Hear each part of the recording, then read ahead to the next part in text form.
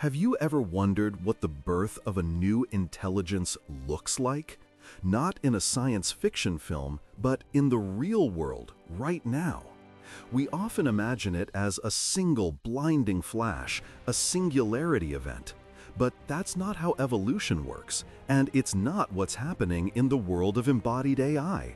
What's happening is something far more complex, more interesting, and more human.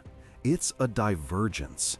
While much of the world watches a handful of familiar labs, a different kind of race has begun. In China, a new wave of humanoid robots is rising. But this is not one wave, it's three distinct currents following three separate philosophies. These are not just competing products. They are competing visions for the future of intelligence itself. We are no longer just asking who will build the first true humanoid robot. We are now seeing the battle for why they are being built, what they are here to learn, and what they will mean to us. The Diplomat, Xpeng's bet on social trust. The first path is perhaps the most ambitious. It's the path of social integration. Its champion is Xpeng, and its new iron robot is not what you think. When we picture a humanoid robot, we picture a worker, a replacement for human labor on a factory line. This is the first assumption Xpeng shatters. CEO He Xiaopeng made a startling admission. They tried to use their robots in their own factories for a year, attempting the easiest human task to replace: tightening screws. The result? A failure. The robots were inefficient and the cost of repair was too high. This admission is not a weakness, it's the key to their entire strategy. Xpeng has pivoted away from the factory floor and into the social sphere. Showrooms, museums, reception desks. Their target is not a robot that can work like a human, but one that can interact with a human. This is why iron is built for what Xpeng calls extreme anthropomorphism. It has a full-coverage soft skin, a biomimetic spine that allows it to bend and twist, and hands with 22 degrees of freedom. These specifications are not for lifting crates. They are for leaning into a conversation, for conveying emotion through posture, for shaking a hand convincingly. The strategy is so effective that it created an internet controversy. When iron was demoed walking with a fluid feline grace, thousands of comments accused the company of faking it, of putting a person in a suit. The company was forced to release videos undressing the robot to prove its mechanical nature. This was not a PR crisis, it was a graduation. Xpeng proved they had built a machine so realistic that the public's first instinct was to deny it was a machine at all. They had not just crossed the uncanny valley, they had built a bridge over it. This social-first robot is powered by two crucial innovations. The first is a brain, a physical world large model born from Xpeng's true business, a decade of R&D in autonomous vehicles. The iron robot's brain is a sibling to the brain in Xpeng's cars. It wasn't built from scratch, it was adapted from an intelligence already trained on the complex, chaotic physics of our world. The second is its heart, the industry's first solid-state battery. This isn't just for longer runtime. The robot is a test bed. Xpeng is using the low-volume, high-stakes robot division to perfect the battery technology that will one day power millions of its electric vehicles. Xpeng is building the Diplomat, a machine designed to earn our trust and be accepted into our society, all while secretly road testing the future of its core automotive empire. The Swarm, Unitree's data-first revolution. The second path is the precise opposite. It is not high-end, exclusive, and social. It is low-cost, open, and functional. This is the path of mass data collection, and its champion is Unitree. Unitree, famous for its agile robot dogs, entered the humanoid race with a grenade, a $16,000 price tag for its new G1 robot.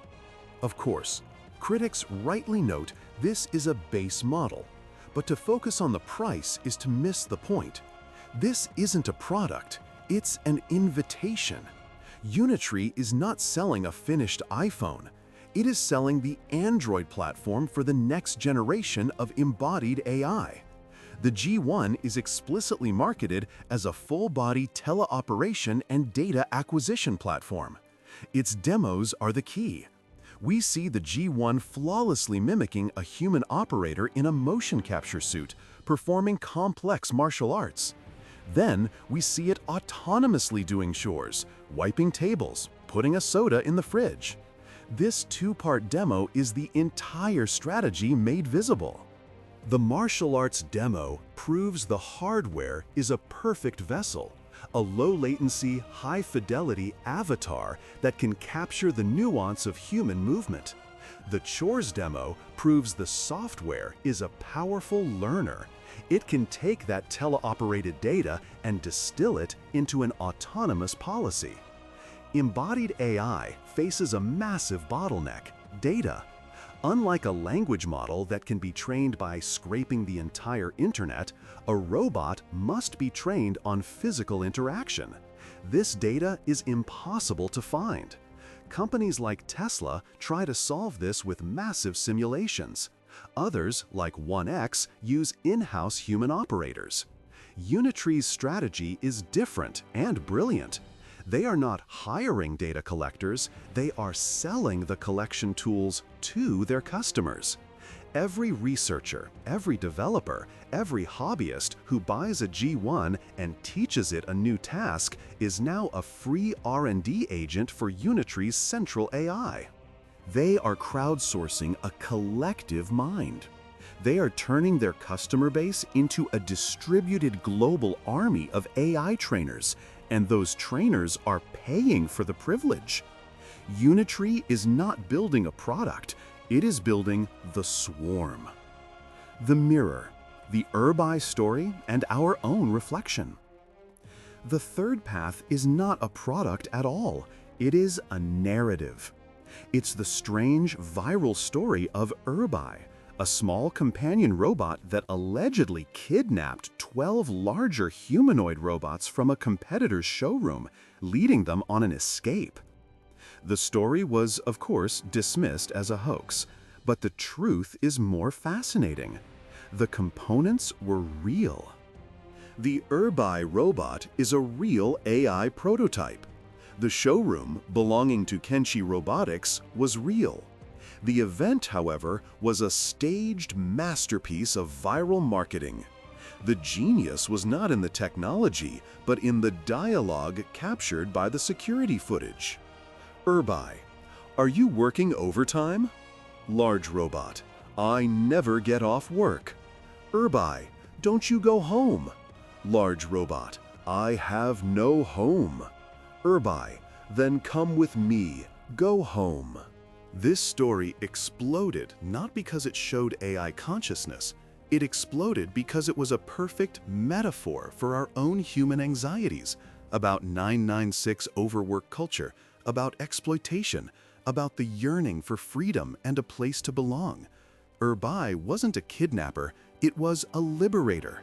The story became a Rorschach test for society, proving we are not just ready to humanize these machines, but eager to see our own struggles reflected in them.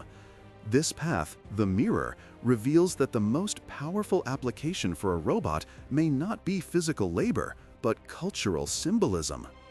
The Great Divide, a war of privacy. These three paths, the Diplomat, the Swarm, and the Mirror, are racing toward a 2026 horizon, a year many analysts have pinpointed as the year of embodied AI. But they are all running on a single fuel: data. And this brings us to the real battlefield. It's not about hardware, it's about trust. How do you get the data needed to make a robot useful in a complex, messy, private human home? The emerging Western model, exemplified by 1X's Neo robot, is what its CEO calls a social contract. When the robot gets stuck, it enters expert mode, and a human operator in an office building takes over, with full access to the robot's cameras and microphones inside your home. You are asked to trade your privacy for function. This is where Xpeng, the Diplomat, re-enters the stage and drops an ideological bomb. Xpeng has publicly committed its robots to follow Asimov's 3 laws, plus a new 4th law of their own. The robot cannot reveal its owner's data. This is the fundamental divide. This is the real war. It is a clash of philosophies. 1X is betting that only invasive in-home data will create a useful AI, and that consumers will accept this social contract. Xpeng is betting that its AI, trained on cars, simulations, and public spaces, can become good enough without ever needing to see inside your living room. They are betting that, when given the choice, the consumer will pay for privacy. We are watching the birth of a new intelligence. And China is not just joining the race, it is defining the terms of the debate. The race to 2026 is not a single finish line. It is a delta, splitting into 3 powerful rivers, each carving a different valley into our future.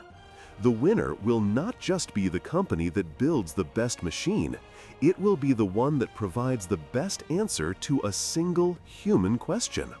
How do we teach a machine about our world, and what are we willing to pay in dollars, in data, and in trust to see what it learns?